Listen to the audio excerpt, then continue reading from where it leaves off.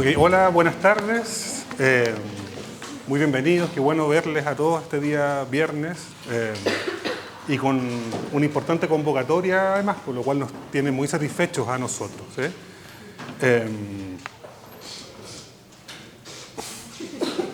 Bueno, esta actividad, ¿no?, se enmarca dentro de las acciones de extensión académica, ¿no?, de nuestro programa Advanced. Cuesta a veces, ¿no?, por los tiempos de ustedes, porque el horario es vespertino, y por eso mismo nos satisface que estén acá, ¿sí? Y nuestra intención con el equipo de la carrera y de facultad es seguir promoviendo este tipo de actividades, porque entendemos que el acto educativo no se agota del salón de clases, sino en este tipo de encuentros puede ser incluso más provechoso que lo que ocurre en la sala de clases, ¿no? Además de lo iluminador que va a ser la presentación de los profesores académicos, el espacio de encuentro, el tomarse un café, el verse, ¿no?, para nosotros es muy necesario, nutritivo, y faltan ese tipo de espacios en un programa de la naturaleza nuestra, ¿no?, como la nuestra. Entonces queremos nosotros, y vamos a insistir, y aunque lleguen poquitos, que se entiende, ¿no?, lo vamos a seguir haciendo, ¿sabes?, como programa. Bueno, y agradecer a nuestro panel de lujo de expositores, de verdad. Además son los 3 profesores de nuestro programa, ¿no?, lo cual nos llena de satisfacción también. Y vamos a abordar, o ellos lo van a abordar, un tema tremendamente en boga, conversábamos con Aline, polisémico desde algún punto de vista, que se aborda desde distintas perspectivas. A veces se habla sin mucho conocimiento a la base de lo que implica la neuropsicología, ¿no? Y esas articulaciones desde perspectivas distintas, nuestros profesores nos van a ofrecer sus respectivas ponencias, ¿no? Yo no soy el protagonista de esto, así que me callo inmediatamente y paso a presentarles para que aprovechemos la actividad, ¿no? Van a ser 20 minutos de presentación por cada uno de los profes, y luego al final de las 3 presentaciones vamos a abrir un espacio para preguntas, conversar y aprovechar.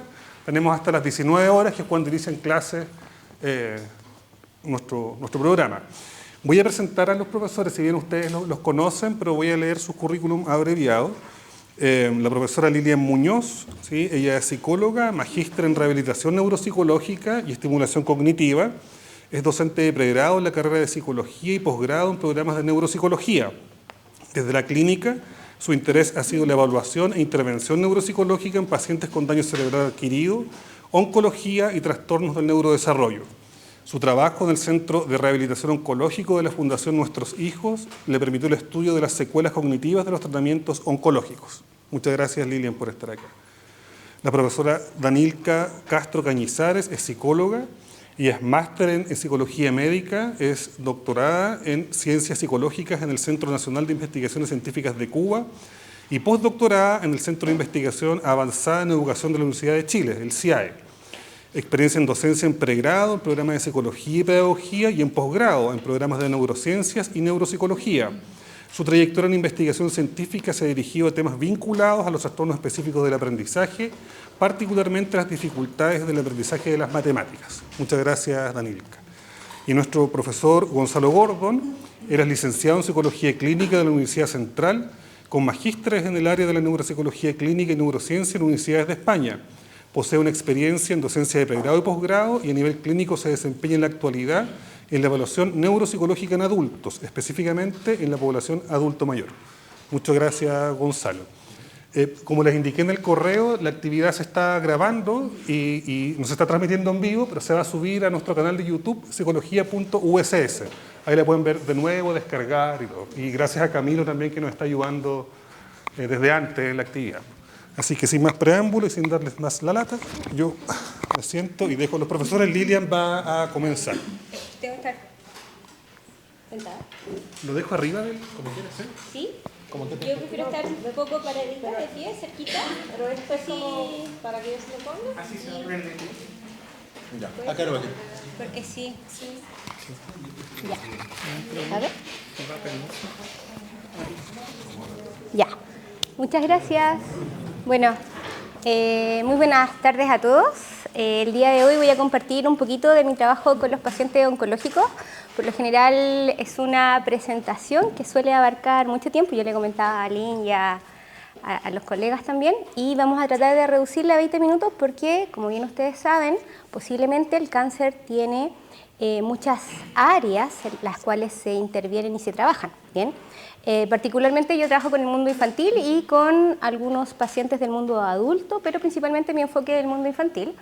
Me parece interesante destacar que en oncología el rol de los psicólogos no solo está dentro de la línea de la psico-oncología, que como bien ustedes saben hay formación particular y que busca abordar todas las variables emocionales que involucra el tratamiento del cáncer, que por sí mismo es muy diferente al tratamiento del cáncer en los adultos en términos de la duración de los tratamientos. ¿Bien? Las secuelas cognitivas del cáncer se van a desprender principalmente de los tratamientos oncológicos. Entonces voy a partir, Gonzalo trajo esto muy amablemente para ayudarnos a cambiarlo. A ver, pero ahí sí. Sí. Entonces, la verdad es que me gustaría partir por algunos datos para poder conceptualizar de estas secuelas cognitivas que voy a hablar en términos generales, porque la verdad es que abordan para algunos autores una especialidad dentro de la neuropsicología, ¿no? Muchos plantean que la neuropsicología oncológica debiese ser una especialidad en neuropsicología, debido a la amplia variabilidad de factores que intervienen en los procesos cognitivos. Entonces, para poder entrar dentro de un contexto, la tasa de sobrevida en el mundo infantil en los países desarrollados equivale al 80% de la población. ¿Bien? Según el MinSal, nuestra tasa de sobrevida está cercana al 80% con un 78% de sobrevida. Esto es bastante importante porque los chicos tienen que tener muchos cuidados a nivel de la higiene, porque cualquier infección o compartir juguetes, etcétera, etcétera, pudiese causar un daño mayor en ellos. Entonces, hay una alta relación con el PIB de los países y la tasa de sobrevida en el cáncer infantil. Entonces, dentro de eso nos ponemos ahí en un primer gran marco. En Chile, anualmente, y las cifras cambian, ¿no? Pero se diagnostican 500 niños de cáncer. Y este mes, septiembre, octubre, son los meses donde aumentan los diagnósticos de cáncer. ¿Por qué aumentan los diagnósticos de cáncer en el mundo infantil? Porque el cáncer en sí, o la primera sintomatología, es una sintomatología muy silenciosa. Es muy habitual que los niños durante el invierno se enfermen, estén resfriados, tengan vómitos, dolores de cabeza, etcétera, etcétera, ¿no? Y uno lo escucha mucho en la práctica clínica, que los papás dicen, no, pero es que la verdad es que yo pensaba que era un resfrío y siempre paracetamol, pero era un resfrío que no se le pasaba, era una fiebre que no aumentaba, eran unos dolores de cabeza persistentes que a pesar de que estuviese durmiendo, estos no disminuían con los tratamientos farmacológicos, ¿no? Y lo que ocurre es que cuando comienza a ponerse el clima mejor, ¿no? El chico continúa con la sintomatología, fiebre, resfríos, dolores de cabeza, dolores estomacales, y ahí se comienzan a ver qué otros factores, y muchas veces es en ese periodo en el cual aparece el diagnóstico de cáncer. Que muchas veces pudiese ser un diagnóstico tardío, porque la verdad es que nadie se pudiese imaginar que un niño, por un dolor de cabeza, tiene en realidad un tumor cerebral, ¿no? Tengo una paciente que la mamá siempre me decía, uy, yo pensé que nos estaba pegando súper fuerte la adolescencia, porque era una adolescente súper irritable, una adolescente súper impulsiva, pero en realidad tenía un tumor cerebral. Entonces, nadie pesquisa esos primeros síntomas que pueden ser físicos, ¿no? Como les comentaba, la fiebre, o conductuales, como lo que aparece en esta chiquita, o también cognitivos, en otro paciente, por ejemplo, que de un mes a otro tuvo un promedio de notas 1 en matemática, cuando en realidad le iba súper bien, ¿no? Entonces, ese es como el primer gran, no quisiera llamarlo problema, pero invitación como a detenernos a pensar en el mundo infantil, porque cuando se detecta el cáncer en los niños, sobre todo los tumores cerebrales, la intervención es ahora ya, ¿no? Llevan a urgencia, vuelve a ir por tercera, cuarta vez a urgencia, le hacen un escáner y ya como el tumor ha avanzado mucho más, es posible poder diferenciarlo en las técnicas de neuroimagen que se utilizan en urgencia. Y eso, que es lo que sigue inmediatamente, si es un paciente que se encuentra lejano, por ejemplo, en La Serena, tiene que venir a Santiago a ser intervenido quirúrgicamente, primero para drenar la hidrocefalia, ¿bien?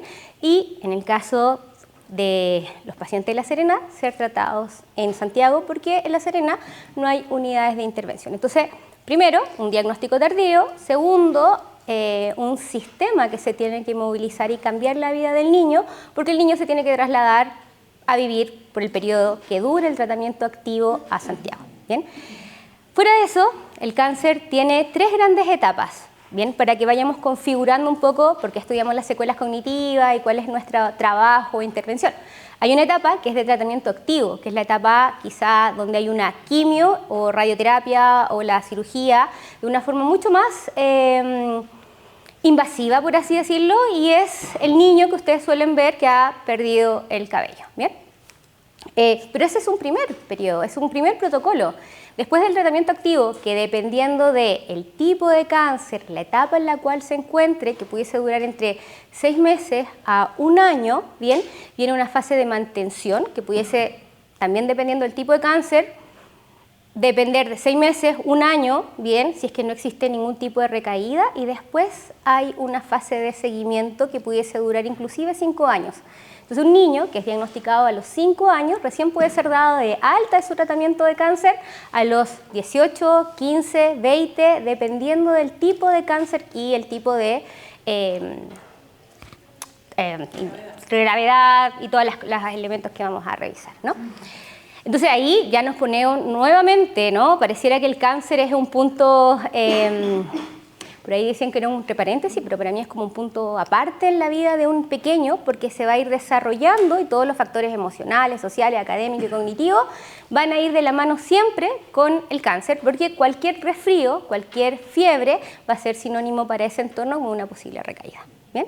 Entonces tenemos ahí un contexto bien interesante que revisar, considerar y abordar. Por eso que les decía que el tratamiento es muy diferente cuando trabajamos con los adultos. De hecho, en el mundo infantil aparecen más diagnósticos de tumores cerebrales que en el mundo adulto, pero tienen una mayor tasa de sobrevida, porque son principalmente células embrionarias que se encuentran como alteradas. En cambio, los adultos, cuando aparecen los tumores cerebrales, las expectativas de vida disminuyen considerablemente. ¿Bien? Entonces, esta cifra y la presentación de hoy está enfocada principalmente en el mundo infantil. Otro elemento importante es que la gran tasa de diagnósticos son las leucemias, ¿no? Las leucemias llevan como el gran N de los diagnósticos, que no logro ver bien el porcentaje, pero aproximadamente un 38% y un 19% son los tumores cerebrales. Entonces, el primer gran diagnóstico o la mayor frecuencia de diagnóstico en el mundo infantil en oncología son las leucemias y posteriormente los tumores cerebrales. ¿Bien? Nosotros cuando hablamos de cáncer hablamos de estas células anormales, ¿no? Que no tienen la capacidad como de autoeliminarse y se siguen mutando y siguen contaminando las células que están a su alrededor y que también pueden generar segundos tumores. Bien, continúo para el otro lado. Entonces, me imagino que ustedes han visto pacientes con cáncer o han tenido algún familiar, conocido, y muchas veces han visto quizás aquella secuela más inmediata, que es la pérdida del cabello por la quimioterapia. Pero tenemos pacientes que ese periodo es muy poquito tiempo. Y además de esa secuela como inmediata, o la fatiga, el cansancio, todas aquellas dificultades emocionales también que los chicos logran experimentar, hay algunos elementos que se asocian a las secuelas tardías de los tratamientos oncológicos. O sea, netamente son secuelas del tipo de quimioterapia y el tipo de, o la dosificación, ¿no? La técnica y la dosimetría y la radioterapia. Y entre los chicos, por ejemplo, encontramos a largo plazo problemas de audición, problemas dentales, problemas de crecimiento, oculares, cardíacos, hormonales, óseos. Pueden aparecer incluso segundos tumores, ¿bien? De manera posterior, que van a afectar la calidad de vida de un paciente.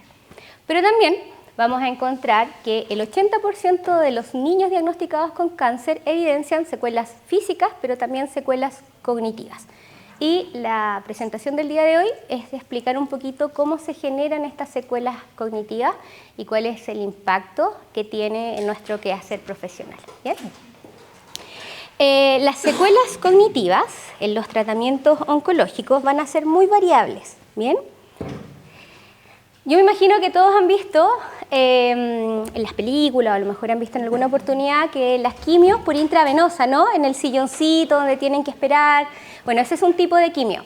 Luego hay otro tipo de quimio, que es la quimio oral, y luego hay otro tipo de quimio, que son las intratecales, que se introducen en la médula, como claro, dentro de la médula espinal, para que sigan como el flujo del líquido cefalorraquídeo. Y ese tipo de quimio, hay unas muy particulares que se llaman vincristin y metrotexato, atraviesan o son capaces de poder atravesar la barrera hematoencefálica de las neuronas cuando son inyectadas de manera intratecal, generando daños literalmente en las estructuras neuronales, y desde ahí se desprende las dificultades cognitivas que pudiesen ocasionar. ¿De qué va a depender? Bueno, esto es un ejemplo, les voy a mostrar un poquito más a lo mejor lo que provocan propiamente tal las quimios, pero este tipo de tratamiento, que es mucho más utilizado, nadie en algún minuto, nadie me refiero, pudiese pensar quizás que una leucemia pudiese tener, o es muy poco frecuente, ¿no? Secuelas cognitivas, ¿sí? Sin embargo, también presentan lesiones cerebrales producto de la quimioterapia y por ende secuelas cognitivas.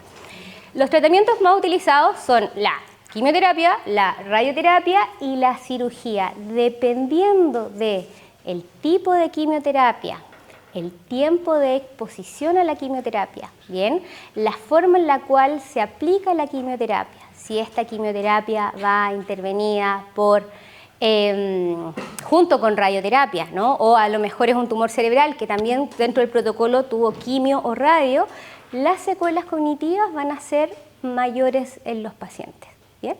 Entonces, no quiero que salgan de esta presentación pensando que toda quimio es sinónimo de una afectación cognitiva, sino que hay ciertos tipos de quimioterapia administradas de determinada manera por un tiempo X, ¿no? Prolongado propiamente tal. Pero bueno, la radioterapia también genera afectación, ¿no? Hoy en la actualidad se está trabajando con técnicas de radiación mediante resonancia magnética funcional para poder, como en alguna medida, tener la dosimetría y afectar el tumor de una manera mucho más directa, pero aún así hay daño o laceración alrededor. Entonces, estas secuelas cognitivas, y no tan solo cognitivas, sino que en la calidad de vida, porque hay algo en cáncer que nosotros conocemos como la fatiga asociada al cáncer, que es una fatiga muy también relacionada, no sé si lo han escuchado, con la fatiga asociada al daño cerebral adquirido, que son pacientes que se cansan y que a pesar del descanso no logran como reponer energía, ¿no? Imagínense ustedes, están muy cansados y dicen, bueno, voy a dormir una siestita y después sigo estudiando, y se sienten o un tecito o salen a mirar afuera, ¿no? Y sienten como que la energía vuelve. Los pacientes con fatiga asociada al cáncer o esta fatiga asociada al daño cerebral adquirido, esto no ocurre, y hay un constante cansancio que muchas veces la familia no es capaz de leer, y los vemos muchas veces en los centros de rehabilitación cuando los pacientes dicen, pucha, estoy súper cansado, no puedo más, y la familia dice, ya, pues, una más, ¿no? Pero ahí realmente no le estamos dando la lectura a algo que es propio de los daños cerebrales adquiridos o de la fatiga, o sea, perdón, del cáncer, que es la fatiga propiamente tal. Bien, entonces, ¿qué es lo que sabemos de la radioterapia? Acá en Chile el protocolo de radioterapia plantea que los niños debiesen ser radiados sobre los 5 años y si hay riesgo de vida se debe esperar hasta los 3 años. Yo tuve un paciente que fue radiado en Perú cuando tenía 2 años, 6, 7 meses y lo conocí a los 13. Y a los 13 no era capaz de poder recordar el número de su casa, no había aprendido a leer ni a escribir, no reconocía los símbolos, tampoco era capaz de poder asociar algo bien interesante, ¿no? Un rostro, no sabía que me conocía de algún lado, pero nunca fue capaz de aprenderse mi nombre, ¿no? Y la especulación, principalmente, de esta sintomatología cognitiva en este paciente, responde a, aquí voy a usar esto, la neurogénesis hipocámpica. La radiación en pacientes menores de 5 años o menores de 3 años genera una alteración en el desarrollo de las nuevas neuronas del hipocampo, estructura relacionada con el aprendizaje y la memoria. ¿Bien? Entonces, una de las características de las principales de por qué los niños pequeños no se los puede radiar es porque altera el desarrollo de las neuronas en el hipocampo. También desestabiliza el proceso de vascularización cerebral, entonces también hay una incidencia directa, ¿no?, en el desarrollo de las arterias, y además hay una disminución en la densidad y la complejidad de las dendritas, disminuyendo también la velocidad de procesamiento. Al disminuir esa velocidad de procesamiento, los procesos cognitivos se ven mucho más lentecidos. Entonces, las técnicas de radioterapia la radiación siempre es la misma, lo que va a ir cambiando es en el tiempo la técnica utilizada y la dosis utilizada. Entonces uno puede leer a lo mejor papers de la década de los años 90 que reportan que son pacientes que pueden generar segundos tumores hoy. Bien, para saber cuáles van a ser los efectos cognitivos o secundarios de las nuevas técnicas, tendríamos que esperar que esos niños crezcan para poder ir detectándolas, ¿no? Porque van a ir cambiando. Entonces, mucho cuidado si ustedes investigan en internet o quieren leer artículos o profundizar un poquito más del tema, porque va a depender mucho de la dosimetría y la técnica de radiación utilizada. Bien, eso con la radioterapia. No sé cómo voy de tiempo. ¿Bien?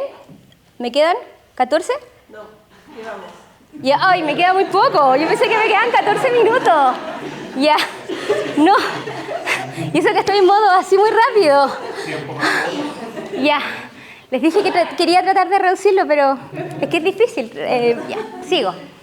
Ok, la quimio se comienza a estudiar principalmente por el cáncer de mama. En la década de los años 90, muchas mujeres que solo fueron sometidas a quimioterapia, cuando volvieron a sus trabajos, comenzaron a reportar que no se sentían iguales, que no eran igual de productivas. Y se estableció que la quimioterapia en el cáncer de mama afectaba 3 grandes áreas, que es la velocidad de procesamiento, la memoria de trabajo y los procesos atencionales. Y de ahí nace el concepto de quimio-brain, ¿no?, de cómo la quimioterapia afecta el cerebro. Hoy en la actualidad sabemos que la quimioterapia, como ya les había comentado, afecta directamente el desarrollo de las neuronas, pero genera algo que es aún más como grave, por así decirlo, que se llama leucoencefalopatías. Las leucoencefalopatías es la muerte de la sustancia blanca. Entonces, como hay muerte de la sustancia blanca, se establece que esto afecta directamente las funciones cognitivas. No se ha establecido directamente como cuál estructura cerebral son las que suelen más afectar, porque va a depender también de la edad del niño y otra serie de factores, ¿bien? Pero sí hay algo que es común, y es que la gran mayoría de los niños diagnosticados con leucemia tienen los mismos síntomas de un trastorno por déficit atencional aún finalizado el tratamiento. Hay estudios, incluso 20 años después, que los chicos continúan con síntomas cognitivos mayores, ¿bien?, afectando directamente la calidad de vida y su aprendizaje. Bien, entonces, imagínense un niño sin sintomatología de TDA, quimio, por una leucemia, que nadie pensaría, ¿no?, porque es una afectación a la sangre. Post-quimio tiene toda la sintomatología del TDA, con un compromiso atencional sumamente importante y con una afectación en las funciones ejecutivas. Entonces, la verdad es que no tan solo tenemos que centrarnos en lo que entendemos por la quimio y la radio, porque también vamos a ir encontrando que, este es en el caso de los tumores cerebrales, ¿ya? Los factores biológicos, ¿no?, propios en el caso de un tumor cerebral, ¿bien?, el tratamiento de aquellos pacientes, lo que yo les había dicho, el tipo de quimioterapia que se utilizó, en caso de la radiación, la dosimetría, la técnica, la localización del tumor, ¿no?, los antecedentes familiares, los antecedentes premórbidos van a afectar directamente el desarrollo de habilidades cognitivas. Y estas habilidades cognitivas también van a tener un impacto directo, por ejemplo, en el aprendizaje. ¿Bien? Por ahí, bueno, era algo que saqué de esta presentación, pero había un paper del 2015 que decía un niño con cáncer, cuando vuelve al colegio, tiene que ser tratado como un niño normal. Pero no podemos tratar a un niño que sale de una quimio o que sale de un proceso de 1 año o 1 año y medio, como un niño que no tuviese necesidades curriculares en base a las secuelas cognitivas, que muchas veces no se estudian porque habitualmente no se le realizan técnicas de neuroimagen a los pacientes con leucemia, porque no es una afectación directa del encéfalo, ¿sí? Bueno, voy a reducir en términos de secuelas cognitivas en honor al tiempo y de mis colegas, porque veo que me quedan 2 minutos. ¡Ay! Ya. Problemas atencionales, bien. Problemas de memoria, ¿sí? Sintomatología en las leucemias muy parecida a un trastorno por déficit atencional. Necesidad de atención a estas secuelas, ¿sí? La afectación cognitiva va a alterar la trayectoria del neurodesarrollo normal y esperado. Y esto no tan solo afecta en términos cognitivos, sino que también afecta en términos emocionales también en los pacientes, ¿no? Yo recuerdo haber tenido un paciente que la mamá me decía, era súper bueno en bachillerato, pero ahora no sé qué le pasa, porque el último le va súper mal. Bueno, ahí es donde vemos cómo la velocidad de procesamiento, que es la velocidad en la cual procesamos información, se ve interferida. Desafíos para la neuropsicología, la evaluación. Los niños sienten dolor y frente al dolor no podemos aplicar test cognitivos. El tiempo, ¿cuándo comenzamos a intervenir? Cuando está idealmente en tratamiento activo, después. Los niños cada vez sobreviven más, pero el nivel de secuelas también es mucho más alto. Y las secuelas cognitivas muchas veces son secuelas invisibles hasta que el niño vuelve al sistema escolar, porque la escuela es el real escenario que demanda más funciones cognitivas. No hay ningún otro escenario donde el niño se desenvuelve que requiera más de funciones cognitivas. Entonces, aquí tenemos limitaciones en los instrumentos que vamos a utilizar, porque además el niño con cáncer es un niño que tiene dificultades visuales, puede tener dificultades motoras, sensoriales, táctiles, entonces no tenemos test para evaluar la población. El tiempo en los diagnósticos, a veces uno hacía una evaluación y la semana siguiente se salió el catéter, hospitalización, 1 mes, 2 meses hospitalizado y no es posible poder evaluar, ¿bien? Siempre evaluar el olor y en términos de rehabilitación también, ¿no? ¿Qué es lo que vamos a rehabilitar? ¿Cómo lo vamos a rehabilitar? ¿Qué estrategias? No todas las familias realmente problematizan las secuelas cognitivas y es sumamente validable porque la prioridad con el niño es salvar la vida. Bien, entonces a veces llegaba y ahí simplemente uno tiene que hacerse un paso al costado y no opinar, ¿no? Y no decir nada, porque vemos a una mamá sufriendo. O sea, que, mire, además tiene que esto, ¿no? Entonces uno ahí tiene que manejar muy bien los tiempos. Y para terminar,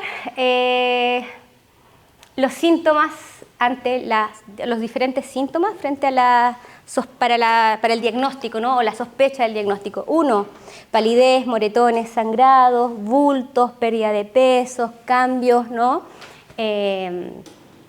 En el color de la piel en algunas oportunidades, hinchazón, el vómito explosivo en las mañanas sin causa aparente, sobre todo cuando se levanta de la cama, los dolores de cabeza que no paran, ¿sí? Y eso. Listo. Bien. Eso.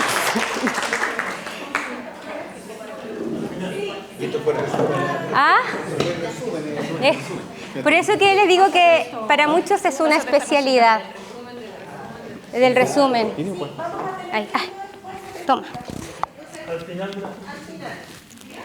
A ver, ahí. O sea, claro, ya. Entonces.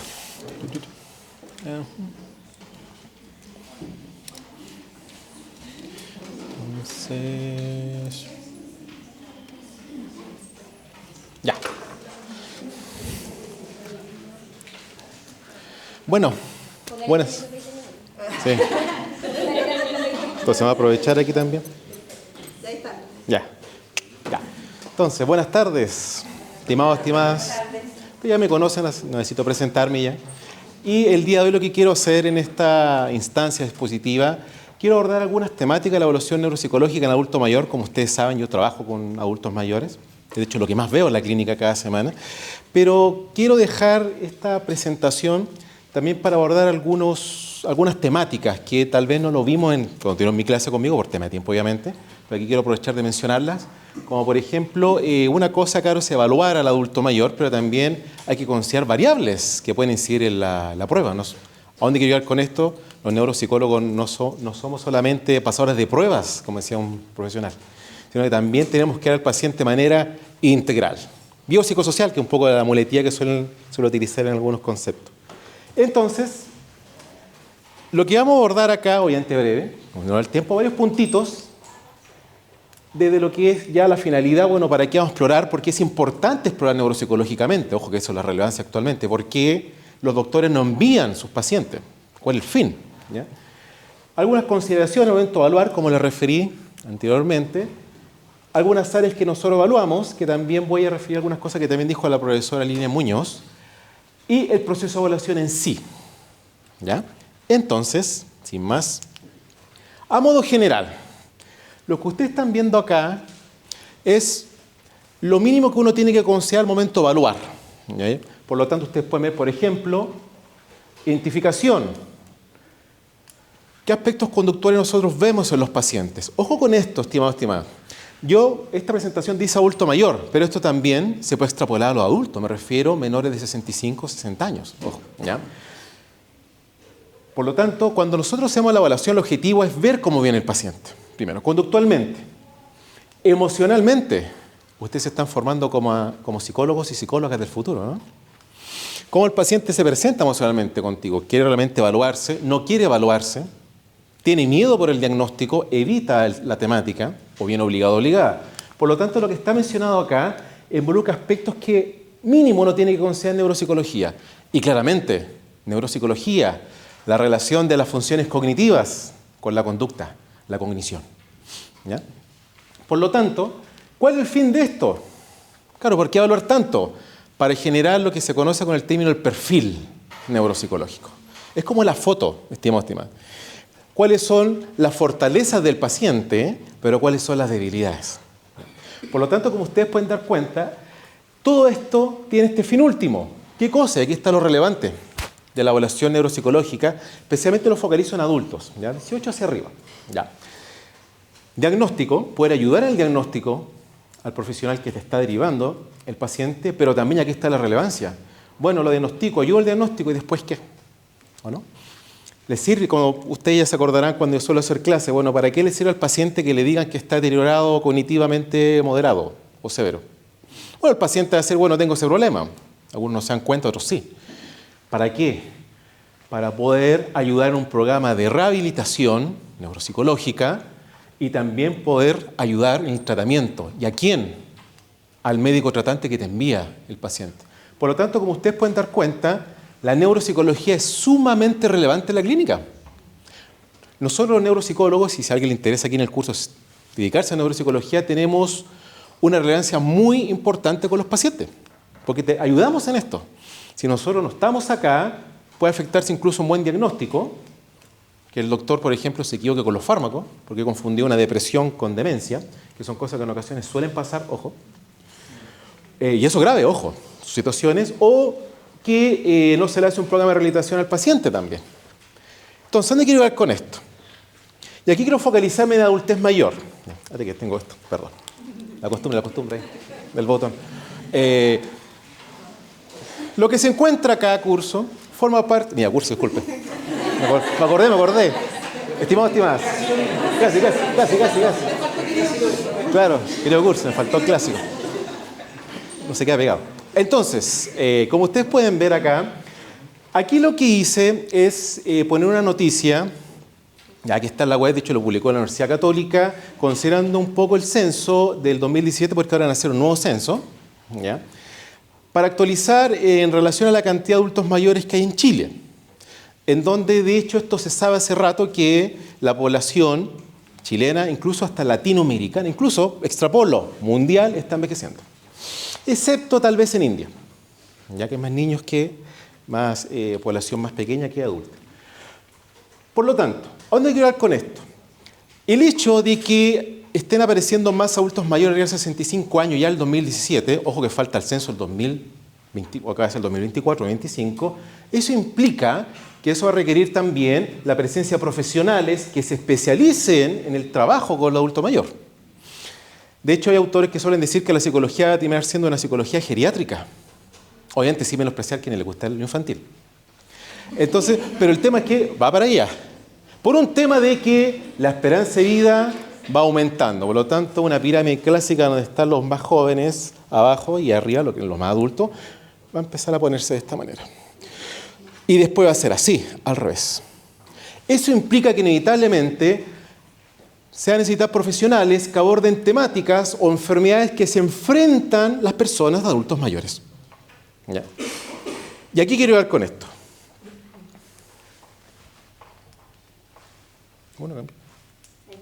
Ahí sí. Ahora sí. Ustedes se preguntan, bueno, ¿qué está pasando ahí con ese PPT? ¿Qué onda? Aquí en esta imagen que les estoy mostrando no es mío. Esto lo saqué de un libro que aborda el tema de rehabilitación neuropsicológica, en donde aparecen imágenes de resonancias magnéticas, las clásicas resonancias magnéticas. Ya, obviamente esto no vamos a abordar resonancia magnética a fondo, sino que quiero que vean el concepto de esto. Si uno ve esto sin ser especialista, bueno, acá hay un cerebro de una persona, dos pacientes distintos, y lo que hemos de distinguir, claro que está como el cerebro que ha arrugado, etc. Pero, por ejemplo, si comparamos el de arriba, el A, con el B parece que tiene más espacios, ¿no? Hay espacio, es como que tiene más espacio, por lo tanto eso implica que si tiene más espacio hay menos células, ¿o no? Pérdida neuronal. Entonces uno puede decir, bueno, aquí algo le pasa a esta persona, ¿no? En el número B.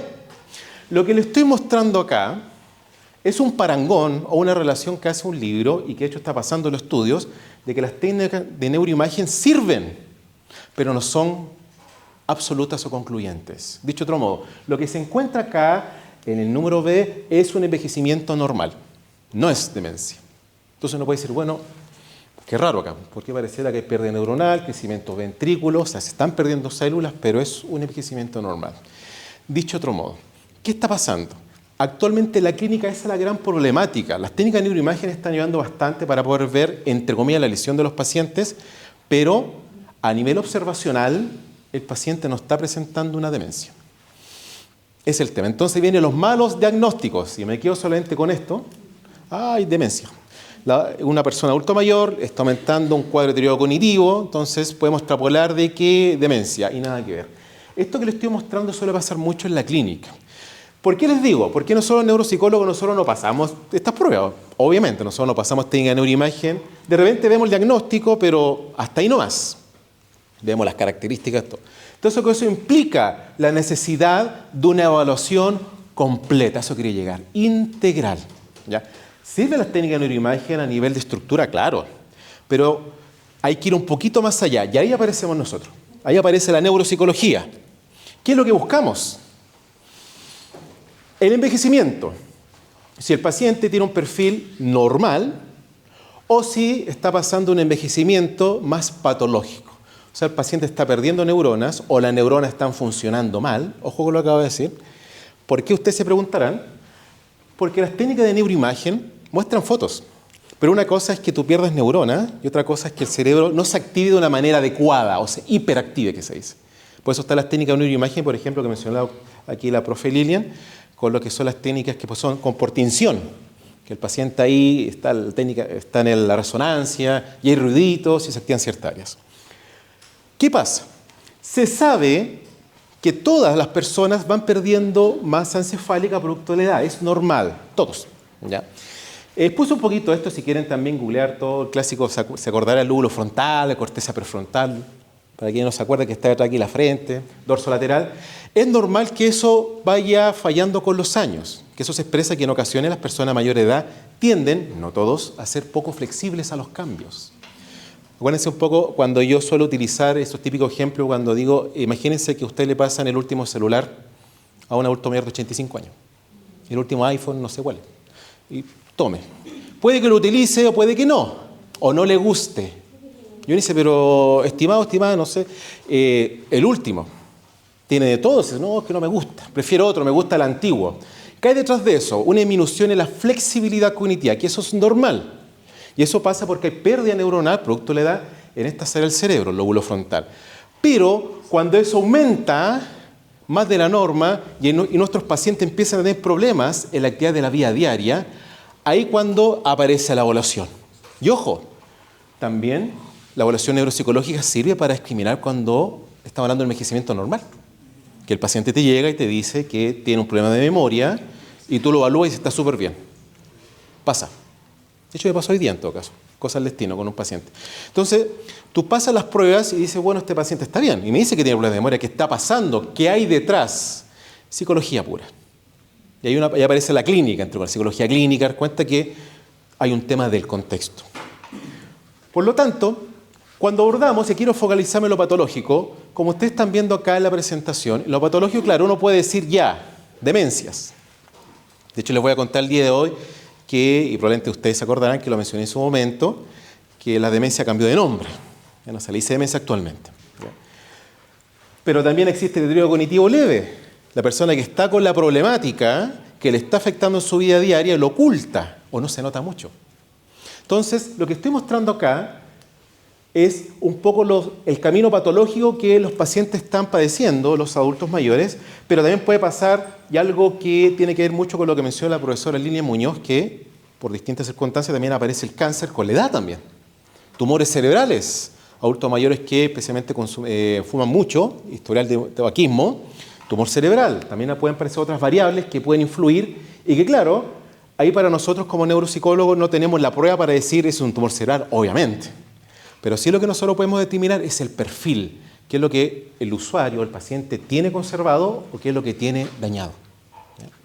Entonces, lo que estoy mostrando a continuación son las variables mínimas que se tienen que considerar en una evaluación neuropsicológica.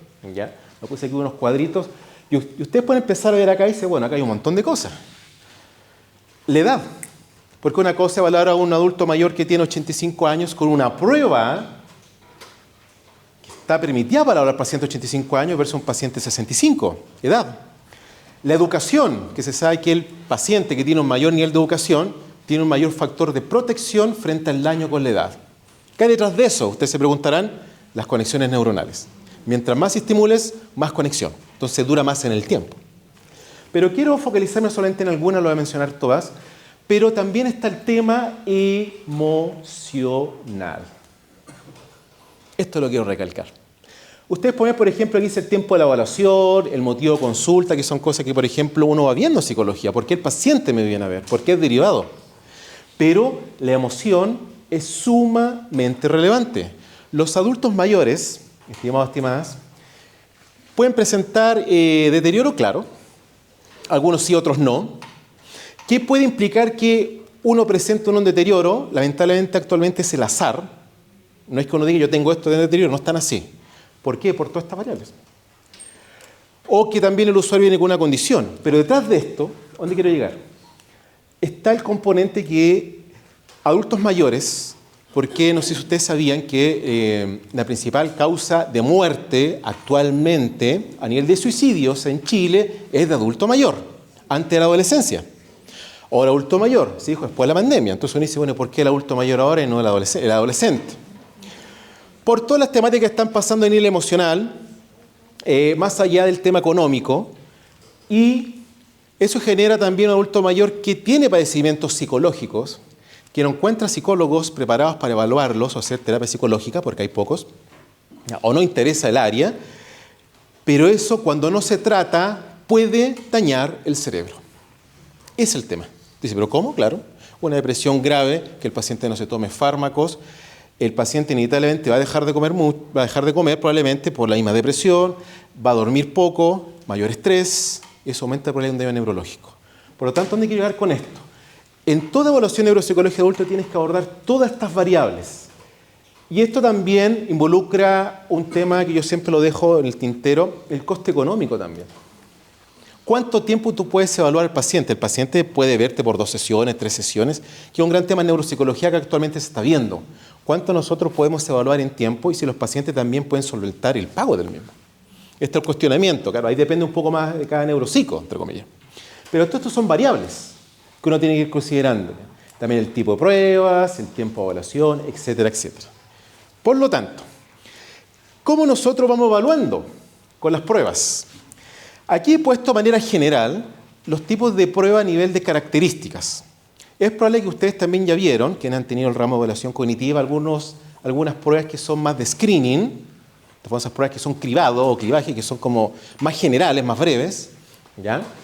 Encuentran acá que hacen un rastreo cognitivo. Está el MoCA, tal vez algunos de ustedes se acuerdan del MoCA, el Mini-Mental, etcétera, que son alternativas muy buenas que la clínica se utiliza mucho en la atención primaria, en los SFAN en algunos, ¿ya? Pero para eso, obviamente, necesitas que haya una persona especializada en pasar esas pruebas, no llegar y pasar porque me tinca, entre comillas, ¿ya? Por lo tanto, lo que nosotros hacemos en neuropsicología es utilizar pruebas que se diferencian en base a cómo evalúan si es específico, que es como generalmente yo suelo enseñar mucho en neuropsicología con pruebas específicas, o más general. Y ustedes se preguntarán, bueno, pero ¿cuál de esas sería lo ideal? Lo ideal es que utilices todas. No solamente quedarte con una, ¿ya? Obviamente, el tema que afecta mucho en la clínica, estimados, es el tema del tiempo. Si realmente alcanza a pasar todas las pruebas, yo en particular les cuento por mi experiencia que yo suelo utilizar más pruebas específicas. Y si tengo que pasar algo screening, suelo utilizar el MoCA porque hay puntuación en población chilena. Solamente por eso, ¿ya? Si no, no lo pasaría. Por lo tanto, como ustedes pueden dar cuenta, la neuropsicología también subdivide las pruebas en base al tiempo de evaluación y si son específicas o no. Eso es lo que hacemos. Y cuando digo, ojo, evaluación, hay que considerar qué evaluamos. Y estas cosas yo creo que ustedes la habrán escuchado, las han visto, pero que no lo han olvidado, todo lo que evaluamos. Todas estas cositas, memoria, atención, pero ojo, no solamente una atención, hay varias atenciones, son 5. Funciones ejecutivas, más de 3. Atención, más de 4. Por lo tanto, lo que nosotros buscamos en la evaluación neuropsico con cualquier adulto es ver cuál de estas está con problemas. Si el paciente te dice tengo un problema de memoria, lo mínimo que tienes que considerar es evaluar memoria, obviamente. No vas a evaluar atención 100%. Pero se sabe que actualmente, y los estudios lo demuestran, que una muy buena evaluación neuropsicológica es aquella de la cual evalúa todo. Entonces se preguntarán ¿por qué? Porque con eso vas sacando variables. ¿Para qué? ¿Con cuál objetivo? El objetivo último del diagnóstico, hacer un buen diagnóstico. Por eso la evaluación neuropsico requiere un cierto nivel de tiempo. Por lo menos 2 sesiones, 3 o 4 si puedes, perfecto. 1 creo que es mucho, muy poquito. A no ser que el paciente venga muy dañado. Si no, no. Por lo tanto, como ustedes pueden dar cuenta, aquí, ahí está. Todas las probitas que tienen que utilizarse tienen como finalidad evaluar todas estas cosas, todas estas funciones cognitivas, las noxias perceptivas, táctiles, praxias, el movimiento, si ustedes se acordarán, la memoria, función ejecutiva, etc. ¿En dónde aquí está el gran tema? En Chile. Aquí vamos a ver un poco el estado del arte en Chile. Hay muchas pruebas que están consideradas para evaluar. Aquí hay algunas de muchas más. De hecho, yo se le estoy compartiendo a usted algunas pruebas, como por ejemplo, actualizada la prueba Grover y Buschke, que se considera que se tiene que utilizar en Chile. O sea, si uno evalúa a un adulto, tienes que por lo menos tener conocimiento de esa prueba para adultos. También está en su momento el TAIC español, la cual, por ser español, no se utiliza en población chilena. Está el STRUP, por ejemplo, para ver temas atencionales, Boston, etcétera, etcétera. ¿Dónde quiero ir con esto? El estado de arte actualmente en Chile es que falta un poco de orden con qué prueba pasar. Y ustedes se preguntarán, por ejemplo, profe, ¿qué prueba habría que pasar con tal paciente? ¿Cómo puedo saber qué prueba hay que pasar? Para eso, artículos científicos en base, por ejemplo, STRUP, y ver si hay puntuaciones en población chilena. Esa es la conducta ética que tiene que tener mínimo un neuropsicólogo. Y usted puede preguntar, pero profe, ¿pero qué artículo? Internet, hay páginas científicas que tienen publicadas todos estos artículos, todas estas pruebas, pero ustedes se pueden preguntar, bueno, ¿y qué pasa cuando yo no tengo un artículo científico que fundamente una prueba? Buscar tal vez otra prueba que se pase en Argentina que tenga puntuación para nosotros. ¿A dónde quiero llegar? La neuropsicología también está en constante renovación de las pruebas. Y eso es una conducta ética que debería tener todo neuropsicólogo, de tener una prueba y empezar a actualizarse. No te puedes quedar con una. Siempre hay que estar viendo cómo va la cosa, el estado del arte. En Chile, esa es la gran problemática, aunque problemática suena muy duro, lo que se está haciendo más que nada ahora. Más que problemática, se sabe que hay que agregar todo este tema. Pero si lo vemos esto a nivel de las demencias, ya que una de las principales causas del daño neurológico es la edad, se sabe que es la primera. Por lo tanto, si aumenta la edad, eso implica que aumenta la probabilidad de usuarios o pacientes con demencia. ¿Ya? Entonces, para ir cerrando, ¿ya? Lo que buscamos aquí en neuropsico si lo vemos a nivel de deterioro cognitivo, establecer estos perfiles. Si envejecimiento normal, deterioro cognitivo leve y las demencias. Y quiero cerrar este punto, pero específicamente con las demencias, que esto probablemente ustedes ya lo saben, que cambió el nombre según el DSM-5. Que ahora se le dice trastorno neurocognitivo mayor, ¿ya? Que lo estableció lo que es la APA. El único detalle que siempre digo yo, que, bueno, esto lo pueden ver acá, no lo voy a referir, que eso lo refirieron los psiquiatras, no los neurólogos. Entonces yo en la clínica neurológica, yo no puedo utilizar todavía este término, porque si no el neurólogo va a entender mi informe o el geriatra. Pero actualmente este es el nombre que se debería considerar. Pero claro, el hecho de que nosotros utilicemos el nombre de demencia o trastorno neurocognitivo mayor va a depender del médico con quien nosotros estemos trabajando. Por lo tanto, invito con esta materia de neuropsicología, el cierre, que esto es muy relevante, especialmente quien quiera especializarse en esta área, considerar al sujeto como un todo. Emocional, conductual y cognitivo. ¿Para qué? Para que todo este proceso cierre de evaluación pueda cumplir el objetivo esperado. Y quiero cerrar con esto último, ¿para qué también? Aprender a derivar. Que es un poco lo que está actualmente viéndose en Chile, si nosotros podemos o tenemos la habilidad para aprender a derivar bien. Si esto tiene que ir con terapeuta ocupacional, un fono, un kine o un médico. ¿Ok? Así es que eso, estimados. Ya. ¿Mira? Ya. Ahora. Sí, este está aquí. ¿Cuál es? ¿Ese? ¿Te lo dejo en el primero? Sí, por favor. Ya. Y préstame el micrófono. Gracias. Ya.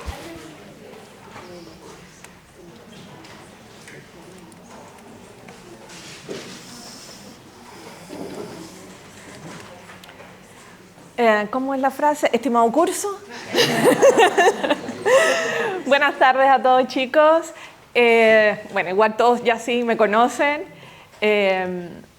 Y yo les voy a estar hablando de la investigación en neuropsicología. Y para empezar a hacer eso, les voy a hacer una pregunta de control de atención. ¿Cuál era el cáncer de mayor prevalencia que dijo la profesora Lilian que teníamos? Leucemia. ¿De dónde saldría esa cifra? ¿De dónde saldría saber esa prevalencia? De la investigación, ¿cierto? ¿Y qué dijo el profesor Gonzalo? Si no sé qué prueba quiero usar y quiero usar el Stroop, ¿dónde lo busco? En un artículo científico, ¿verdad? Entonces, por ahí vamos a partir de una pregunta que es ¿qué hacen los neuropsicólogos o a qué se dedican los neuropsicólogos que hacen investigación? ¿Cierto? Y creo que justamente las charlas de Lili y de Gonzalo ya me dieron todo el pie para hablar justamente de qué se hace en la investigación. Creo que tenemos esa pregunta inicial.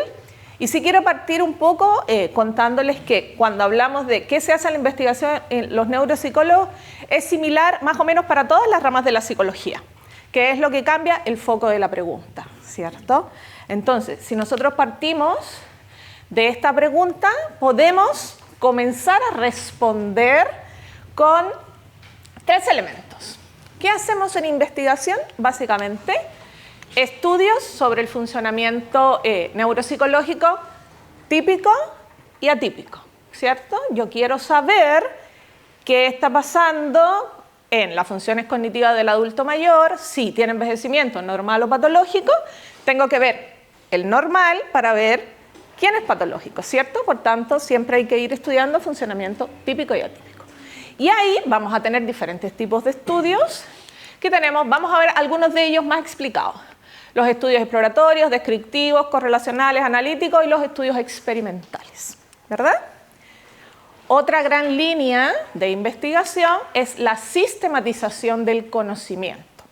Cuando los profesores nos comentan, bueno, se ha encontrado que a lo largo de los años la terapia más efectiva es esta. ¿Cómo se hizo eso? por una revisión que se hizo del conocimiento existente. Igual vamos a hablar un poco más de ello. Y por último, tenemos algo bien importante, que es la validación y estandarización de instrumentos. Algo que también nos dijo Gonzalo es tenemos que usar estas y estas pruebas y a veces no tenemos en Chile, no tenemos la norma de Chile. Entonces, este es otro elemento bien importante que hacen las personas que trabajan en investigación. Justamente la validación y estandarización de instrumentos que ya existen y la construcción también de nuevos instrumentos. Entonces vamos a hablar un poquito de estos 3 elementos fundamentales para ir respondiendo esta pregunta de a qué nos dedicamos en investigación. Bien, sobre estudios sobre el funcionamiento neuropsicológico típico y atípico. Les decía, tenemos estudios exploratorios. Esa palabra ya nos dice algo importante, ¿verdad? ¿Qué es explorar? Voy a ir a buscar algo que no sé muy bien, ¿cierto? Este es el tipo de estudios que se hacen cuando hay una pregunta, pero todavía no tenemos casi nada para responderla. Entonces vamos a explorar qué está pasando, ¿ya? Para ir dando las primeras respuestas. Aquí tienen algunos ejemplos de estudios exploratorios. En cada parte voy a ir poniendo varios artículos y siempre hay alguno en el que nos vamos a dedicar. Y puse justamente este de la niebla mental y la fatiga después de la infección post-COVID, ¿verdad? Y ven, un estudio exploratorio en pacientes que experimentaron COVID de larga data. Y fíjense que, ¿por qué este es un estudio exploratorio? Recuerden que el COVID justamente nos apareció en el año 2020. Estamos solamente a 3 años de que haya pasado esa pandemia. Bueno, yo creo que todavía estamos en los rezagos con los COVID, pero solo estamos a 3 años. ¿Cuántas cosas pasaron, cierto? En solo 3 años. Y si usted pone solo sintomatología neuropsicológica en pacientes con COVID, se va a encontrar cientos de artículos. Y todos exploratorios, porque el COVID inicialmente es una enfermedad respiratoria. Nos pasa como con el cáncer. Es una enfermedad de otro tipo. ¿Ya? Y de repente esa enfermedad respiratoria se convirtió en una enfermedad que tenía consecuencias ¿de qué tipo? Neuropsicológicas, que afectaba las funciones cognitivas. Y eso empezó a aparecer así de rápido. Empezaron los pacientes a recuperarse, sobre todo aquellos que habían estado intubados, y esos pacientes empezaron a tener ¿qué? Una sintomatología neuropsicológica que se le empezó a llamar la niebla mental, porque era una sensación de fatiga, de poca claridad y sobre todo afectando ¿qué? Su funcionamiento ejecutivo. Y empezaron a aparecer entonces estos estudios de qué pasa con estos pacientes. Pero ven, no se sabía nada, una enfermedad nueva, respiratoria, y de repente vemos que este paciente se recuperó y empieza a los 2 meses decir: hoy sabes que yo me siento como que me he quedado un poco turbado después del COVID, como que me cuesta concentrarme, como que estoy muy cansado, como que...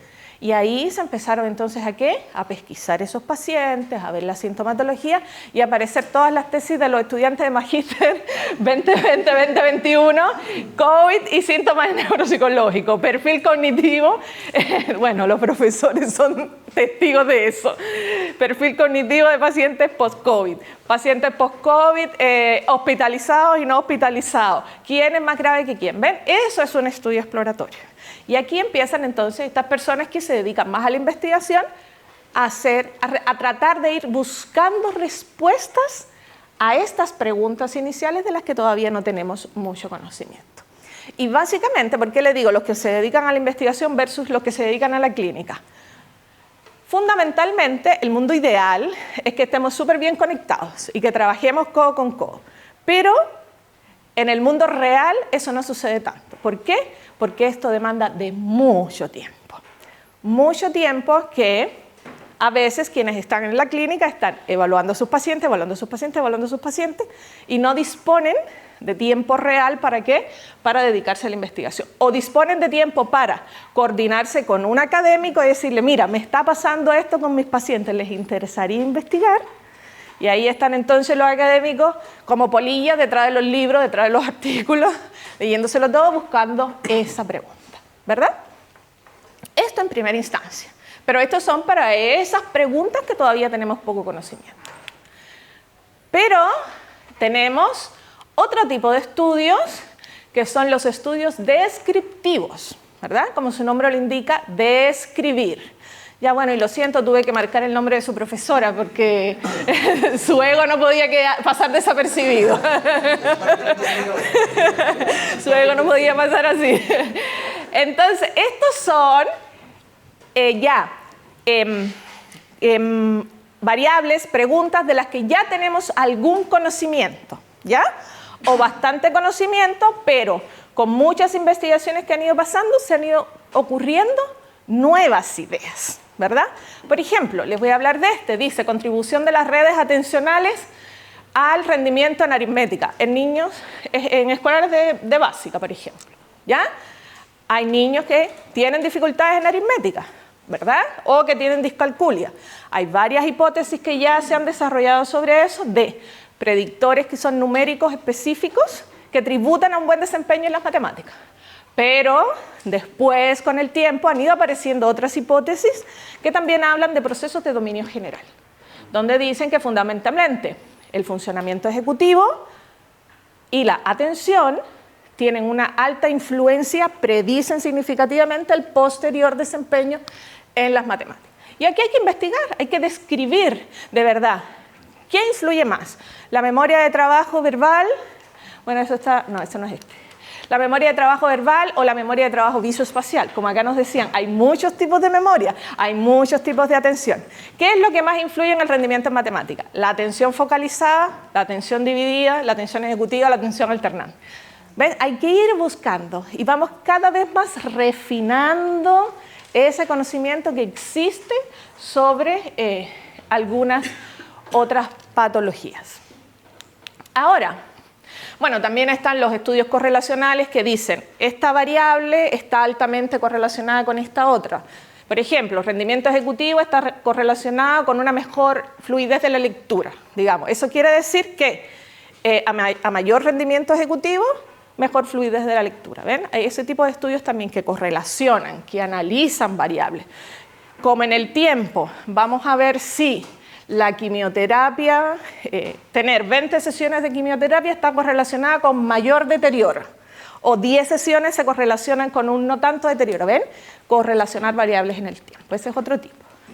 Y también tenemos los experimentales, que son básicamente los estudios que se hacen para, bueno, en nuestro caso, en todas las especialidades se hacen, pero en nuestro caso, por ejemplo, para probar las técnicas de rehabilitación. ¿Ya? Experimentamos básicamente cuando hacemos un entrenamiento, ¿verdad? Queremos en los pacientes adultos mayores, vamos a ver si una rehabilitación en praxias de tipo visoconstructivas va a mejorar a lo mejor.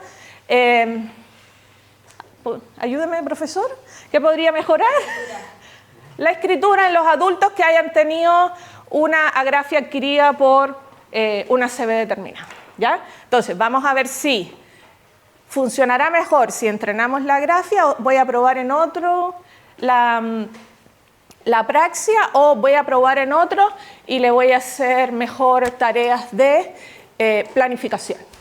Y después vamos a ver cuál de las dos intervenciones funciona más, la de las praxias o la otra, ¿verdad? Eso es un experimento. Estos son otro tipo de estudios. Y entonces, ¿qué se hace? Se toman muestras poblacionales, se hacen los experimentos y se publican. Y ahí es después donde el profesor le dice, vayan a ver qué es lo que mejor funcionaba. Ahí usted llega a la clínica, porque se quiere dedicar a la clínica, y dice, tengo un paciente de este tipo, ¿qué será lo que mejor funciona?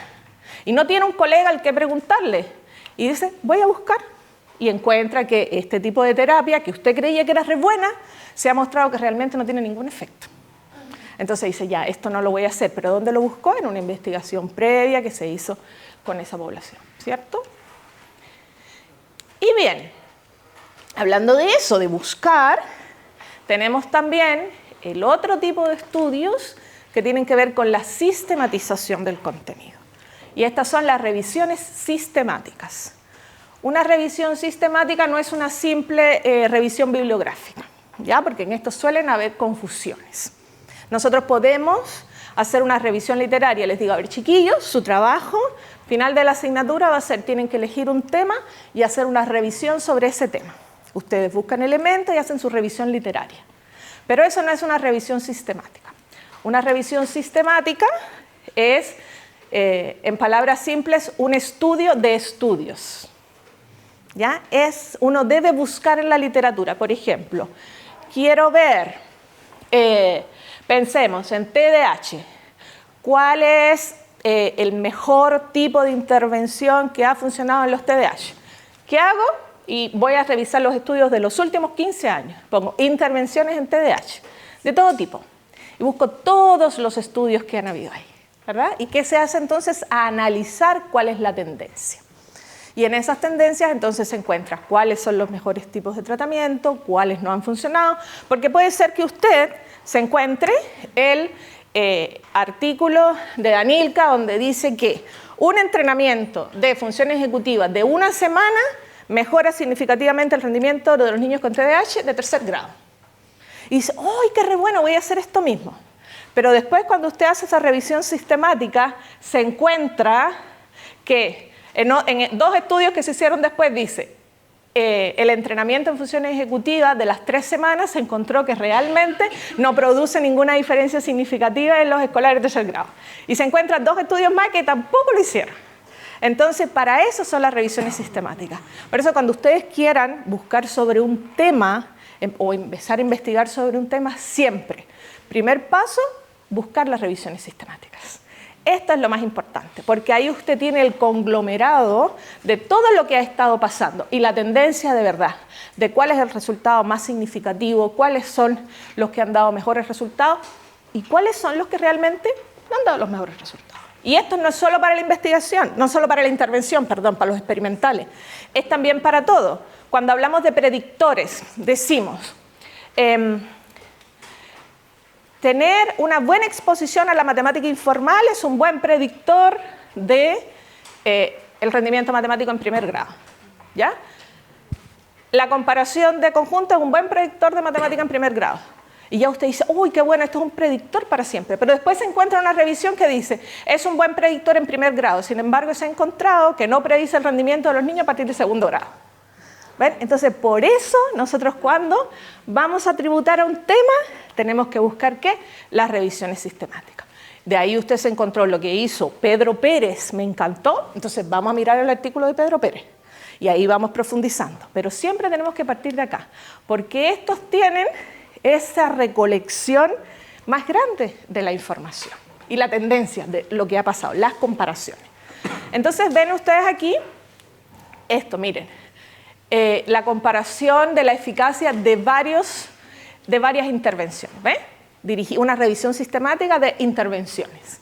Pero esta tienen otra, una revisión sistemática de cuáles son los instrumentos que se utilizan para evaluar el Alzheimer. ¿Ven ahí cuando nos decía el profesor, quiero buscar con qué evalúa a este grupo de personas mayores? Usted va y busca qué instrumentos se han utilizado para esta patología, para esta otra y así sucesivamente.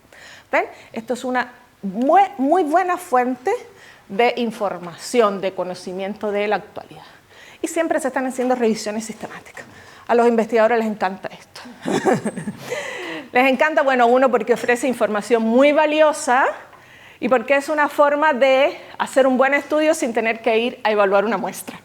Ya solamente tenemos que recuperar información y no es menor, porque evaluar muestras, como nos están diciendo acá, es bien complejo. Siempre que nosotros queremos hacer un estudio con muestras, y bueno, ahí tenemos Víctor, levanta tu mano y destácate, es mi asistente de investigación en los proyectos y sabe lo difícil que es recolectar una muestra. ¿Ya? Uno, porque tenemos que casi siempre hablar con muchas personas para poder llegar a una muestra, sobre todo si son niños. Hablar con los directores, con los profesores, con los apoderados y con los niños. Es toda una línea que en ese camino cualquiera te puede decir que no. Incluso te pueden decir que sí y que después sea que no. ¿Ya? Incluso haber ido a la primera sesión y después decir, mi mamá no me deja seguir, ¿cierto? Todo eso nos puede pasar, ¿ya? O salirse arrancando, estando en la evaluación, se ríe Víctor, ¿qué le pasa eso? Y el niño se sale arrancando. Entonces, vimos ahí los principales, bueno, en general los principales tipos de estudio. Pero otro tipo de estudios muy importantes para la labor clínica es la validación de los instrumentos de evaluación. Tenemos que tener pruebas para evaluar, ¿ya? El ojo clínico, la experiencia, la entrevista, la observación son excelentes metodologías y dan mucha información. Pero también necesitamos instrumentos objetivos, ¿verdad? Para medir qué está pasando en ese funcionamiento neuropsicológico del paciente. Y para eso tenemos que tener las pruebas. Hay cientos, miles de instrumentos neuropsicológicos que ya se han creado en el mundo para las distintas funciones cognitivas que nosotros evaluamos, ¿verdad? Pero esos instrumentos tienen que estar validados en el país para que sea efectivo su uso. Entonces acá, miren, para que vean que esta es una labor titánica. ¿Ya? A veces pensamos, ¿por qué? ¿Pero por qué no tenemos pruebas validadas en Chile? ¿Por qué? Porque es difícil validar una prueba. Es muy difícil validar algo. ¿Por qué? Miren, acá les puse, bueno, intenté ser sintética, aunque el texto está un poco largo, pero creo que ahí están los elementos más relevantes. Cuando ya existe un instrumento y nosotros lo queremos traer a nuestro país, hay que adaptarlo para que pueda ser utilizado de forma confiable y eso requiere un proceso que asegure equivalencia conceptual y la aplicabilidad transcultural, o sea, que pase también al otro país. Y para lograr eso, no solo hay que traducir y adecuar. Si está en inglés, no es solo pasarlo a español, ¿ya? No es solo que diga la guagua y pongo la micro, ¿cierto? No es solo eso, no es solo eso, sino que también hay que buscar adaptar esa prueba de forma que cumpla con las propiedades psicométricas que debe tener todo instrumento de evaluación psicológica, que es al menos que sea confiable y válido. ¿Y qué cosa es confiable? Me pareció oportuno poner el concepto de que una prueba confiable, la confiabilidad corresponde al grado en que los puntajes de una medición se encuentran libres del error de medida. Es decir, la repetición de la medición en condiciones constantes, estas deben ser similares. Por tanto, esto se relaciona con la estabilidad del instrumento, que es independiente del evaluador. O sea, no importa que lo aplique yo, lo aplique Lili, lo aplique Gonzalo, la medida en el mismo sujeto debe ser similar. Y además debe ser similar en el tiempo, ¿cierto? Esa es la confiabilidad. Y además que sea válido. Y la validez, ¿qué quiere decir? Que el instrumento realmente mide lo que dice que mide. ¿Ya? Yo puedo hacer una prueba que yo creo que mide atención, pero que realmente está demasiado contaminada y entonces está muy involucrada la memoria en esa prueba de atención. Entonces no es una prueba de atención, es una prueba más de memoria que de atención. Entonces eso también se tiene... ¿21? No le puedo creer. Mis 20 minutos fueron más cortos. Ya voy a terminar. Entonces, obtención de normas de estandarización. Una vez que ya logramos todo lo anterior, hay que hacer las normas para el país. Los puntajes cambian mucho entre los países, porque tiene que ver con el nivel de escolaridad, con el vocabulario, con miles de cosas. Entonces, en ese sentido, quiero ponerles el ejemplo estrellita de nuestro país en estandarización, que es la estandarización que se hizo de la escala del B5, que es la prueba de inteligencia para escolares, que lo hizo la Universidad Católica. Bueno, y otros investigadores, pero fundamentalmente lo tienen en ese artículo. Pero miren, rápidamente, miren que 3 grandes fases. Un prepiloto, donde había que probar todas las subpruebas con los niños, a ver si esa traducción los niños entienden. Porque a veces usted entiende la frase y el niño no. O le dice, ¿y por qué no me dices así? Porque tienen otras formas de conversar. Después un piloto para obtener esas normas de confiabilidad y validez. Y después, por supuesto, estandarizarla, construir las normas de acuerdo a la población. Y además Chile tiene una población muy diversa, no solo por la cantidad de migración que tenemos, sino porque también aquí tenemos toda la población indígena, la población rural, que es muy distinta a la población urbana. ¿Bien? Entonces, fíjense qué gran trabajo, aquí se evaluaron 754 niños, ¿ya? De todo el país, de 5 zonas del país, más o menos cubriendo toda la extensión.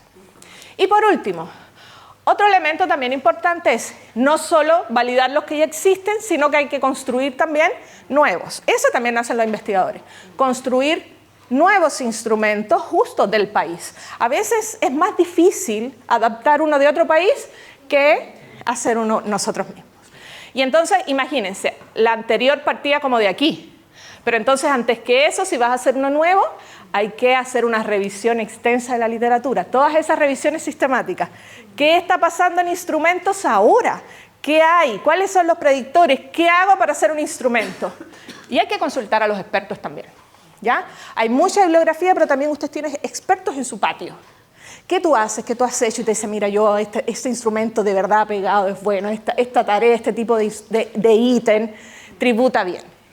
Y bueno, y diseñar, construir, hacer todos los dibujitos, los monitos, las tareas, las preguntas, para después pilotarla, diseñarla, buscar la confiabilidad, validez y al final hacer las normas, estandarizar. ¿Ya? Y bueno, les quería poner un ejemplo de algo que estamos haciendo acá con un grupo de la Universidad de Chile, que es este instrumento que estamos creando, que se llama ITERDEA, que es un instrumento automatizado para la identificación temprana del riesgo de tener dificultades en el aprendizaje a la entrada a la escuela. ¿Ya? Entonces, hasta ahora ustedes saben que, por ejemplo, los niños se diagnostican con trastorno del aprendizaje a partir de segundo grado, de segundo básico, perdón, segundo nivel.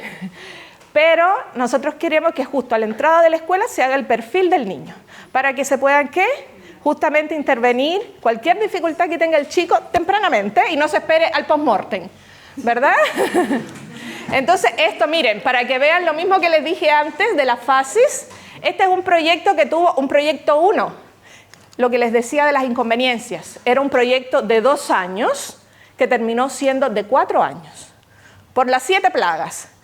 El paro de profesores, el estallido social, la pandemia. ¿Ya? Todo, a nosotros nos pasó todo. Entonces, pero al final terminamos y ese instrumento está en una versión piloto. Y ahora estamos en un nuevo proyecto para que se termine el diseño y se haga la estandarización. Es un proyecto de 2 años. Ojalá, ojalá sea de 2 años. ¿Ya? Entonces, chicos, con eso terminamos. Una respuesta final. ¿Qué es lo que hacen los neuropsicólogos que se dedican a la investigación? ¿Qué hacen? Una palabra. Investigar, pero por supuesto. Y ahí estamos. Muchas gracias.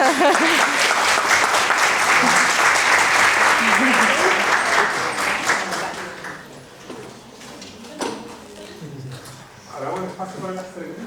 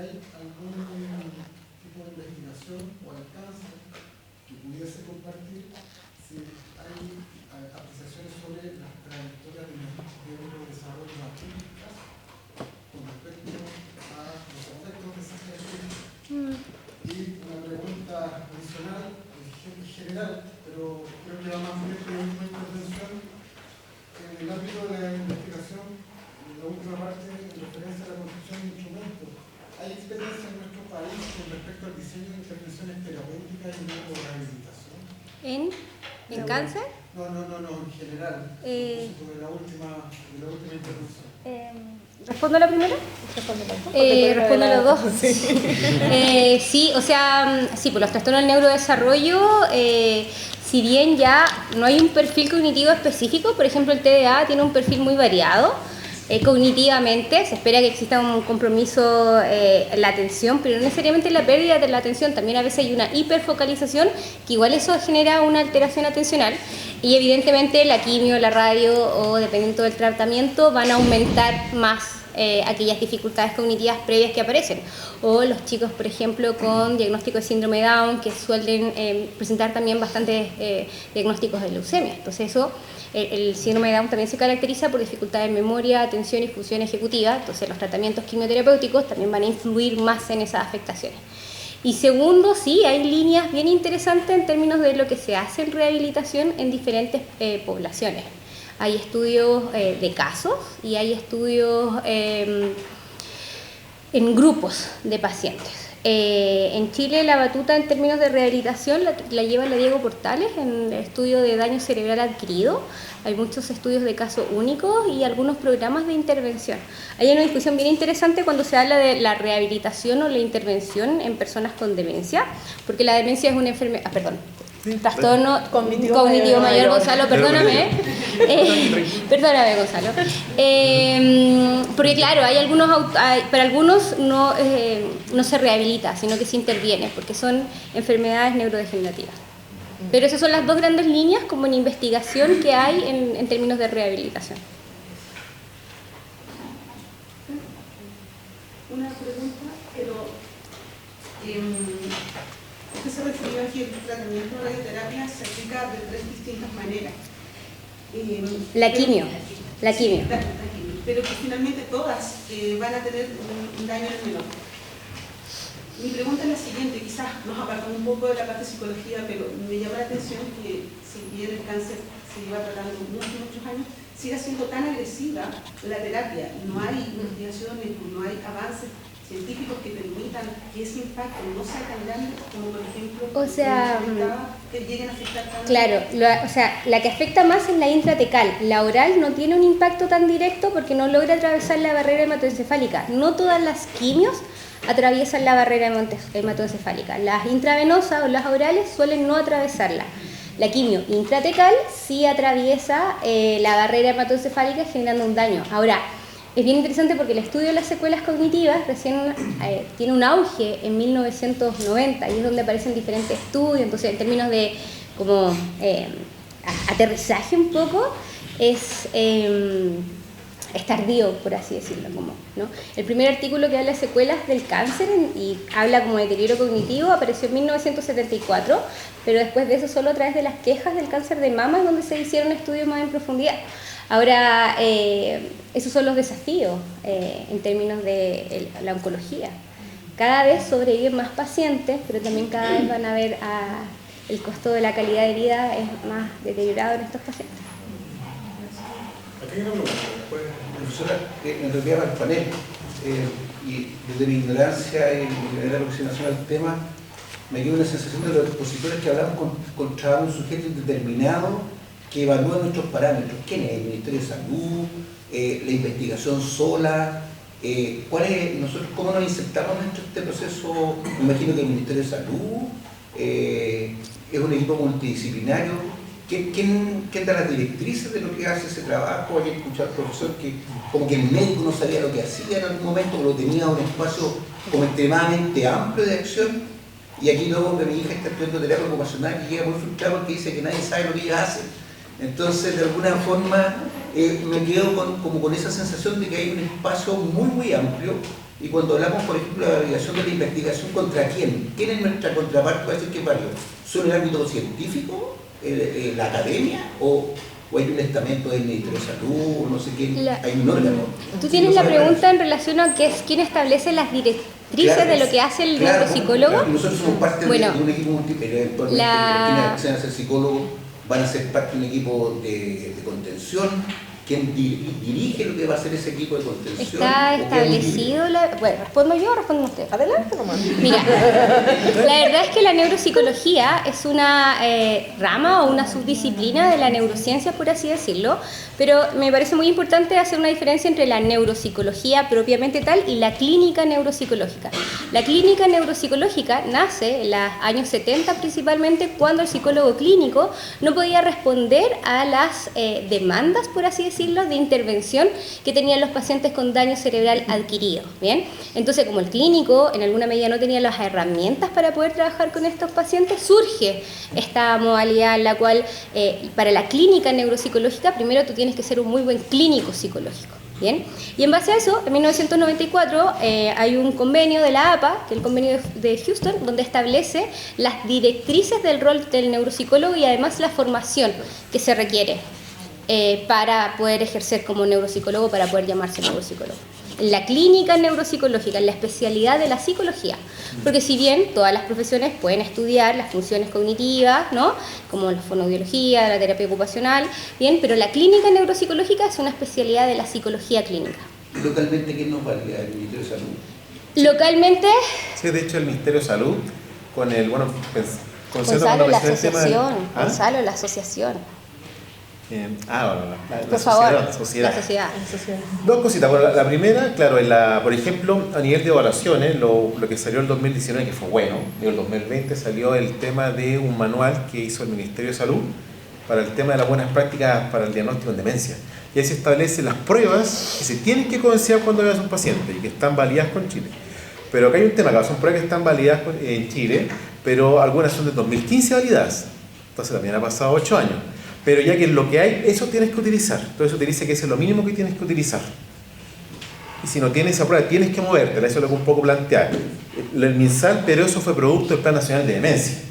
Pero el problema es que está un poco limitado porque solamente dice demencias. Lo dice, digamos, se ha adquirido por un traumatismo, tumor cerebral, entonces ahí la cosa se expande. Pero por ahora, por ese lado, está el MinSal. Y como dijo Lilian, lo que se está haciendo ahora para poder organizar un poquito más profundo esto, el tema de la Sociedad de Neuropsicología, en que tuve la oportunidad de participar, pero ahí está participando la profesora Lilian Muñoz, donde ahí se está buscando eso, donde nosotros mismos, quienes trabajamos en el neuropsicológico, veamos los artículos que se están utilizando y lo estudio en relación a las pruebas y ver cuál tiene validación en Chile. Y eso, la idea a largo plazo es que se utilice ese estamento, porque claro, el Ministerio de Salud Científico con demencia, pero resolvió los otros trastornos cognitivos que generan.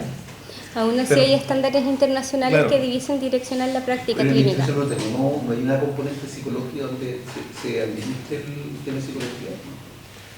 Como psicología en sí, no cura. El apoyo se plantea como más psicoeducación. Enseña, sí, pero en el Plan Nacional de las Demencias, claro, pero hay plan nacionales. Es solo eso, ¿no? El Claro. rol del neuropsicólogo, yo me atrevería a decir que recién como en el año 2014 es donde está agarrando más fuerza y hay mayor oferta laboral. Previo a eso eran universidades bien con mucho amor propio que hacían eso. claro, lo hacían por el deseo. Entonces, algunos profesores hacían eso, ya vamos a estandarizar la prueba. Es una especialización tardía en términos de desarrollo chileno. Sí, Sí, es una buena pregunta pensando en que todavía Chile está muy al debe con la neuropsicología. Es En como un términos de campo que formación. recién está aperturándose. Gracias. Buenas tardes a todos los profesores. Bueno, quiero agradecer al profesor por haber sido nuestro profesor, porque lo amamos. Gracias. Lo enseñamos mucho. Qué bueno Se le salir. agradece el conocimiento. Y la pregunta está en ese aporte. ¿Cuál es el aporte después, post-diagnóstico neuropsicológico en enfermedad neurodegenerativa, específicamente en células de Levy o cuerpo Levy? Cuerpo Levy. De hecho, lo que sería el apoyo es el seguimiento. Y el seguimiento está determinado que yo evalúo al paciente en un momento, se le hace el tratamiento y el aporte del neuropsicólogo tiene dos caminos. Uno, que el mismo neuropsicólogo participe del programa de estimulación, que puede participar, ojo, pero para eso tiene que ser un neuropsicólogo que se maneje en rehabilitación, no llegar y rehabilitar cualquier cosa. Y la otra, que es que yo suelo hacer más elaboración de seguimiento cada 6 meses a 1 año, donde yo propongo en el informe neuropsicológico que el paciente, obviamente no puedo obligarlo, pero nos vemos en un año más, y lo que hacen los doctores avalan eso. Entonces, en el paciente después de 6 meses, 1 año que se aumentó el deterioro, se dice, necesito que usted vaya nuevamente al neuropsicólogo. Entonces, lo que hago yo en ese sentido, y que se hace bastante en la evaluación, son los seguimientos de año. Pero ¿cuál es el fin de eso? ¿Cuál es el fin del seguimiento?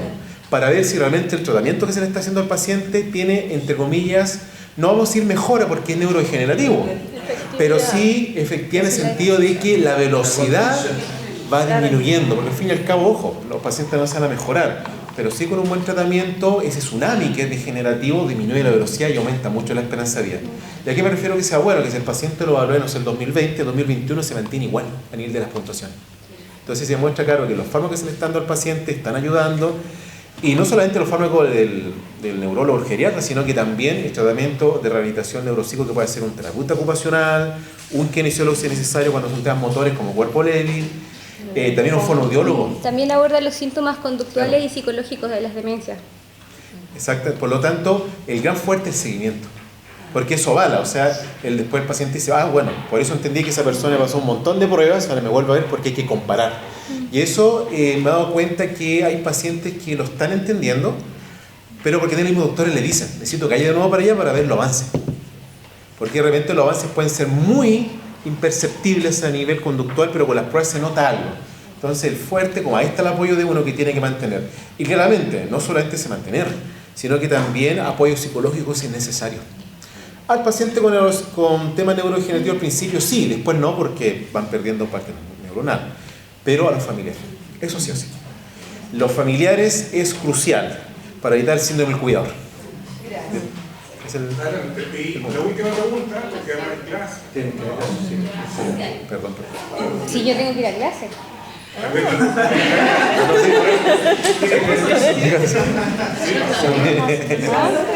No, yo tengo. Agradecerle a los tres porque muy buenas las presentaciones, como siempre. A Lilian quería hacerle una pregunta, un poco si tú estás en conocimiento, si actualmente se realizan ensayos clínicos o hay pruebas que estén estudiando, por ejemplo, este tipo de consecuencias cognitivas en el tratamiento con inmunoterapia para el cáncer pediátrico. Acá en Chile, hoy lo desconozco, sé en otros países y sé de pacientes que lo han realizado, pero si tu pregunta era acá en Chile, hoy lo desconozco en la actualidad, en otros países sí sé, no sé si quieres... Solo se ha visto como que alarga un poco la calidad de vida de los pacientes, pero también es porque hay algunos estudios, o lo que he leído, en adultos con tumores cerebrales. Yo tuve una pacientita que fue a Alemania y finalmente también depende mucho, o sea, el estudio en cáncer es muy variado porque ningún tipo de cáncer es igual a otro. Y la otra que es como general, que a lo mejor puede ser general también, ¿cómo nosotros en las LAS podemos, por ejemplo, acercarnos al área de la neuropsicología buscando especialización, buscando posibilidades, por ejemplo, de hacer prácticas profesionales, de seguir la formación? No. Eso viene para allá. Pero es una práctica, una práctica.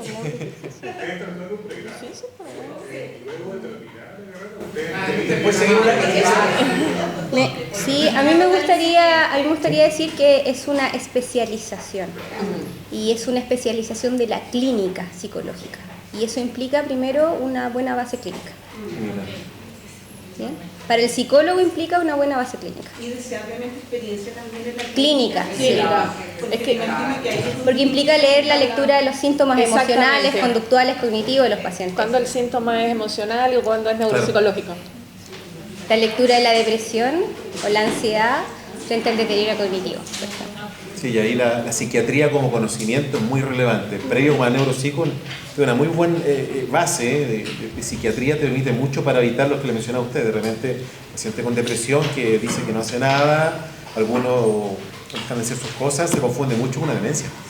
Entonces, con un síndrome ejecutivo. También siendo ejecutivo. Entonces ahí, tener ya un buen estamento psiquiátrico, a nivel me refiero a una buena práctica del paciente, y después especializarse en neuro te entrega mucho, ya hay un largo camino que está avanzando bien. Por ahí tienes que comenzar. Ahí está, los diplomados, magíster.